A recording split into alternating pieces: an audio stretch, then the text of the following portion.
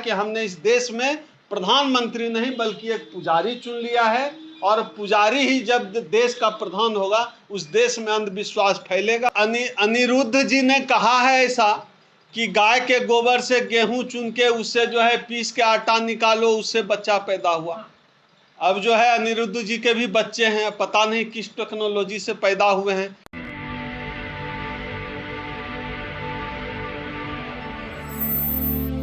Doctor साहब एक कथावाचक है, अनुदाचार्य हैं, वो कहते हैं कि हमको खाना खिलाओ, ब्राह्मण को खाना खिलाइए, आपके पूर्वज वहां तृप्त हो जाएंगे। मतलब ब्राह्मण को खाना खिलाओगे तो आपका जो है सब कुछ सही होगा और खाना तुम्हारे पूर्वजों को पहुंचा। ये कैसी बातें कर रहे हो, क्या मानते हैं इनकी बातों को? देश में कुछ लोग हैं जो लगातार देश को जो है ले जा रहे हैं, आदिम जमाने में पीछे लेके जा रहे हैं।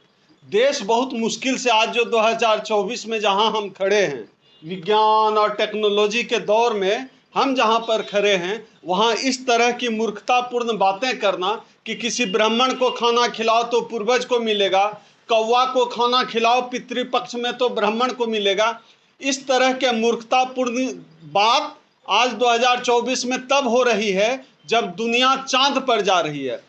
अमेरिका, चीन, रूस, जर्मनी जैसे देश चांद पर बस्ती बनाने की प्लानिंग कर रहे हैं, और दूसरी तरफ आप देखिए जो एक्स के मालिक हैं एलन मस्क, वो जो है वो ले जा रहे हैं पूरा जो है लोग राइड कर सकते हैं, पर्सनल राइड कर सकते हैं स्पेस में, उसकी तैयारी चल रही है। और इस देश में क्या हो रहा है, कौवा जो है आपके यहाँ का भात खा लेगा पितृपक्ष में, तब जो है चला जाएगा आपके पिताजी, दादाजी, नाना जी खा लेंगे। यह मूर्खतापूर्ण बात है। इस मूर्खतापूर्ण अंधविश्वास को मनवादी लोग बढ़ावा दे रहे हैं, इस पे रोक लगनी चाहिए। और जो अनिरुद्धाचार्य हैं ये लगातार हर दिन मूर्खतापूर्ण बात करते हैं। इस बेवकूफ़ आदमी को समझ में नहीं आता है। कभी ये कहता है कि जो है ब्राह्मण को खिलाओ तो पूर्वज को मिलेगा, कभी कहता है कि गाय के गोबर से जो गेहूं निकलता है उसका आटा पीस के खाओ तो बच्चा पैदा हो जाएगा। ये अलग मिजाज का आदमी है, ना कोई साइंस है, ना टेक्नोलॉजी है, ना कोई तर्क है, सिर्फ मूर्खतापूर्ण बात है। जबकि सच्चाई ये है इस देश में ही नहीं पूरी दुनिया में हमेशा से ही जब तक मूर्खता रही है तब तक धर्म जिंदाबाद रहा है, और जैसे ही धर्म की जगह विज्ञान आता है, मूर्खता की जगह पढ़े लिखे लोग आते हैं, विद्वान लोग आ जाते हैं, ज्ञान जिंदाबाद होने लगता है, विज्ञान जिंदाबाद होने लगता है। आज इस समय में ऐसे लोग जो कि पूरे संविधान की जो मूल धारणा है उसके खिलाफ लाखों लोगों को दिग्भ्रमित कर रहे हैं, पाखंड में धकेल रहे हैं, मूर्खतापूर्ण बातें कर रहे हैं। मेरे हिसाब से ऐसे लोगों को जेल में बंद कर देना चाहिए। ऐसे लोग मानसिक रूप से विक्षिप्त हैं, ऐसे लोगों की मानसिक अवस्था ठीक नहीं है। खुद जो वो घड़ी पहनते हैं, आप देखिए, खुद जो ये अनिरुद्धाचार्य घड़ी पहना है, ये घड़ी अनिरुद्धाचार्य कहाँ किस वेद उपनिषद से लेकर आया? खुद जिस कार में चलता है, जिस हेलीकॉप्टर में चलता है, ये तो शादीशुदा आदमी है। इसके घर में जो इनकी वाइफ होंगी वो खुद ही विदेशी जो है कॉस्मेटिक इस्तेमाल करती होंगी, घरों में गलीचे बिछे होंगे जो है विदेशी। और ये बात एक तरफ जो है देशी की, राष्ट्रीयकरण की, राष्ट्रवाद की करते रहेंगे। ये इनका पोल खोल है, और अलग अलग चैनलों में हम सब वायरल वीडियो देख रहे हैं।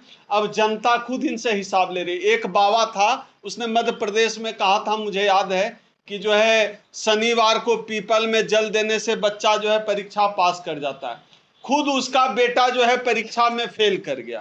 तो ये अखबारों में और मीडिया में बहुत बहुत वायरल हुआ था।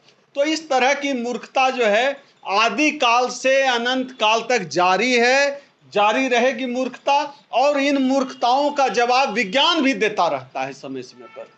लोग खाना खाते हैं तो सुबह को शौचालय जाते हैं, लेकिन ब्राह्मण को खाना खिलाएंगे तो उनके पूर्वजों को कैसे चला जाता है? ये कहाँ की टेक्नोलॉजी है? यही टेक्नोलॉजी, इसी टेक्नोलॉजी के बल पर कि ब्राह्मणों को खाना खिलाओ, कौवा को खाना खिलाओ तो पूर्वज को मिलेगा, इसी टेक्नोलॉजी के बल पर इन लोगों ने अब तक इस देश के बहुजनों को, दलितों, पिछड़ों को गुमराह किया है। इसी तरह मूर्खतापूर्ण बातें देखकर हम लोग बड़े हुए हैं समाज में, और समाज का ये चीज़ें समाज का हिस्सा हैं।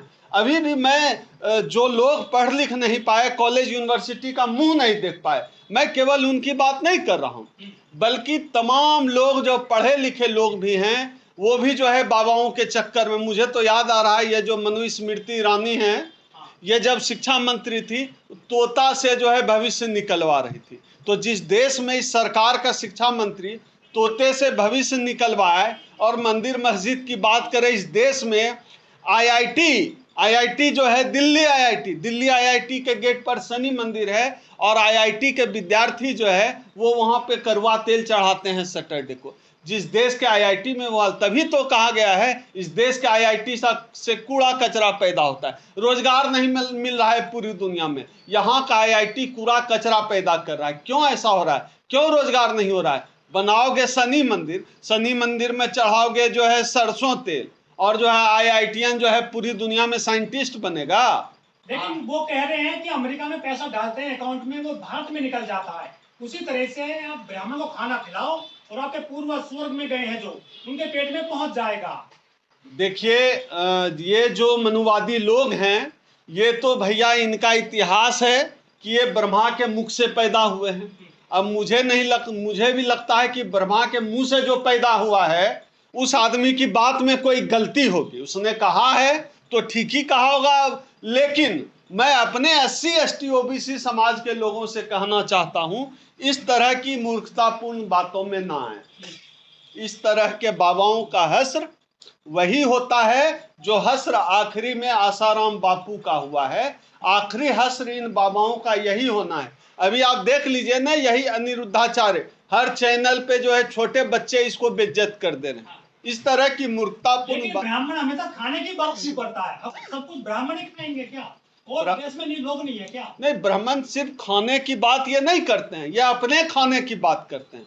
ये कहाँ कहाँ नहीं खाए, ये सिर्फ हमारी थाली का खाना नहीं खाते हैं। मुझे याद आता है बचपन में हमारे यहाँ जब सत्यनारायण कथा बड़ा पॉपुलर हुआ करता था, आता था, तो वो जो है फल फ्रूट सारा सेब और जो है जितना भी फल फ्रूट, केला, सेब, काजू, किशमिश सब भर भर के ले जाता था, और हमारे जो लोग होते थे उसको मैदा में चीनी घोल के प्रसाद खिलाता था, आटा में गुड़ घोल के प्रसाद खिलाता था, और वो खुद जो है सारा जो है फल फ्रूट जो है लेके चला जाता था। वो हमारा हिस्सा वहाँ खाया, सीधे हमारा हिस्सा खाया।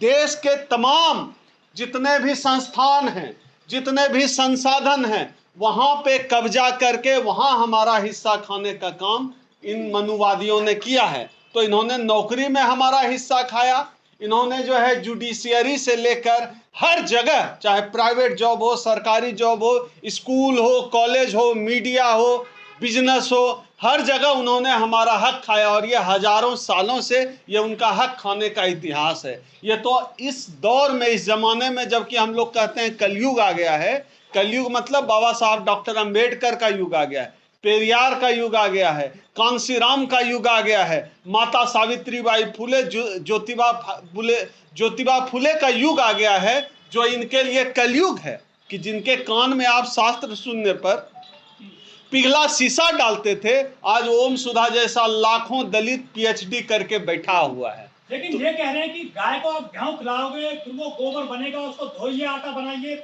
महिला खिलाओ तो बेटा पैदा होगा।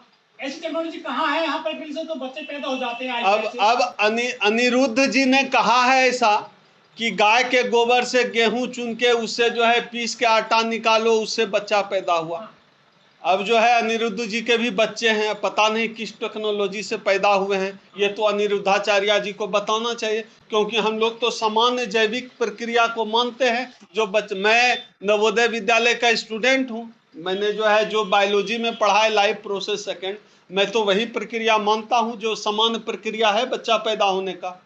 लेकिन बाबाओं की बड़ी मौज आ रही है, बहुत निवेश कर रहे हैं, नए नए बाबा आ रहे हैं, छोटे छोटे बाबा और आ गए हैं, मोटे मोटे से, बड़ी भीड़ लग रही है इनके दरबारों में। तो देखिए, जब तक इस देश में मूर्खता जिंदाबाद है, जब तक इस देश में पाखंड और अंधविश्वास जिंदा है, इस तरह के बाबा पैदा होते रहेंगे। गोल बाबा आएगा, लंबा बाबा आएगा, छोटा बाबा आएगा, गूंगा बाबा आएगा, बहरा बाबा आएगा। बाबाओं की हजारों लाखों वैरायटी रोज आएगी, जब तक इस देश में मूर्खता जिंदाबाद है। और मुझे लगता है कि इस देश में आजकल बाबाओं की तादाद इसलिए बढ़ गई है क्योंकि हम लोगों ने इस देश में प्रधानमंत्री नहीं पुजारी चुन लिया है। क्योंकि आप देख लीजिए, प्रधानमंत्री जितना प्रधानमंत्री का काम नहीं करते हैं उससे ज़्यादा वो पुजारी के रोल में दिखते हैं। कभी इधर घुस के तपस्या कर रहे हैं, कभी उधर चढ़ के अगरबत्ती जला रहे हैं, कभी उधर गिर के जो है पैर में लटके हुए हैं, कभी उसका पैर धो रहे हैं, कभी उधर हाथ जोड़ रहे हैं, कभी इस कलर का भगवा रंग का गमछी पहना है, कभी माथा में चावल लपेट लिया है, कभी पीठ में गेहूं लपेट लिया है। तो हमें लगता है कि हमने इस देश में प्रधानमंत्री नहीं बल्कि एक पुजारी चुन लिया है, और पुजारी ही जब देश का प्रधान होगा उस देश में अंधविश्वास फैलेगा, उस देश में अंधविश्वास पैदा होगा, उस देश में लोगों को मूर्ख बनाने के लिए हर दिन हजारों बाबा पैदा होते रहेंगे। ओम सुधा जी, रेलवे जो है सरकार का बहुत बड़ा उपक्रम है, लेकिन जब उसका उद्घाटन होता है तो मंत्र उच्चारण से होता है, नारियल फोड़े जाते हैं, फिर कहीं जाके उसका उद्घाटन होता है। मैं तो ये कह रहा हूं, इस देश में जब मिसाइल भी छोड़ा गया था, रफेल में भी इन्होंने नींबू लटका दिया था। अब पता नहीं इस देश के लोग, मैंने जैसा कि बताया कि इस देश की शिक्षा मंत्री तोते से भाग्य निकलवा रही थी, प्रधानमंत्री जो है त्रिमुंड लपेट के घूमते रहते हैं नंगे बदन गंगा में, कभी यहाँ डुबकी लगाते हैं, कभी वहाँ डुबकी लगाते हैं। इस देश में आप तमाम विश्वविद्यालयों में देख लीजिए, आज से 10 साल पहले कितनी शैक्षणिक गतिविधियां होती थी, कितने सेमिनार होते थे, कितने देश विदेश से लोग आते थे, ज्ञान विज्ञान की बात होती थी। अब इस देश में, जब से इस देश में हमारे साहब जो है प्रधानमंत्री, प्रचार मंत्री, एक पुजारी बनकर प्रधानमंत्री आए हैं, तब से इस देश में विज्ञान जो है सूली पर लटक गया है। तब से इस देश में जो है तर्क वितर्क जो है आत्महत्या कर चुका है। अब मूर्ताओं का दौर है। जब यह सरकार जाएगी तभी संगठनिक रूप से जो है इस देश से मूर्खता का भी पलायन हो पाएगा। मुझे तो कम से कम यही लगता है। सर, ये शास्त्रों में लिखा है और आप मुंह जवानी कह रहे हैं। मुंह जवानी ठीक है या जो शास्त्र जो कह रहे हैं वो ठीक है? तो शास्त्र में कौन लिखा है? जाहिर सी बात है कि शास्त्र लिखने वाला आदमी बहुत कपटी रहा होगा। ये शास्त्र, मनुस्मृति, ये सब लिखने वाला बहुत धूर्त रहा होगा। उस व्यक्ति को जो है एक दूसरे व्यक्ति का सम्मान नहीं होगा, वह समतामूलक समाज के खिलाफ होगा। वह व्यक्ति बहुत क्रूर रहा होगा जिसने इस तरह की व्यवस्थाएं लिखी। आप जिन किताबों की बात कर रहे हैं, जहां आदमी जन्म के आधार पर छोटा और बड़ा होता है, जहां लिंग के आधार पर स्त्रियों के साथ भेद किया जाता है, जहां जन्म के आधार पर, जाति के आधार पर दलितों, शूद्रों और पिछड़ों को निम्न और छोटा माना जाता है, तो मैं खारिज करता हूं ऐसे शास्त्रों को। हमारे बाबा साहब डॉक्टर भीमराव अंबेडकर ने मनुस्मृति का पालन किए, मनुस्मृति का जो है दहन किया था, और हम भी मनुस्मृति का दहन करते हैं। अगर आपको लगता है कि हमारा काम बहुजन समाज के लिए महत्वपूर्ण है, तो आप हमें आर्थिक सहयोग के लिए सीन दिखाए गए QR कोड स्कैन और फोन पे और गूगल पे और UPI और बैंक अकाउंट में कर सकते हैं।